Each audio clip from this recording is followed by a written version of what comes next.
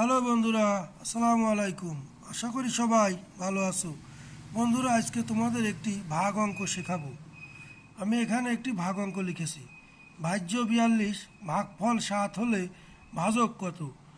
আমরা জানি অঙ্কে ভাজক দেয়া থাকে, কিন্তু ভাগফল দেয়া থাকে না। কিন্তু এখানে ভাজ্য দেয়া আছে, ভাগফল দেয়া আছে, কিন্তু ভাজক দেয়া নেই। এই ভাজক কীভাবে বের করতে হবে আজকে সেটা আমি তোমাদের শেখাবো। ভাজক বের করতে হলে আমি এখানে তোমার বোঝার সুবিধার্থে লিখেছি, ভাজ্যর ঘরে ভাজ্য লিখেছি, ভাগফলের ঘরে ভাগফল লিখেছি, কিন্তু ভাজকের ঘরে কিছু নাই, কারণ ভাজক আমার বের করতে হবে। তো আমরা জানি ভাজক দিয়ে ভাজ্যকে ভাগ করলে ভাগফল পাওয়া যায়, আর ভাজক বের করতে হলে ভাগফল দিয়ে ভাজ্যকে ভাগ করলে ভাজক পাওয়া যায়। তো ভাজক নির্ণয়ের সূত্র কি আমরা এখানে লিখেছি, ভাজক সমান ভাজ্য ভাগ ভাগফল, ভাজ্য ভাগ ভাগফল। ভাজক সমান ভাজ্য ভাগ ভাগফল।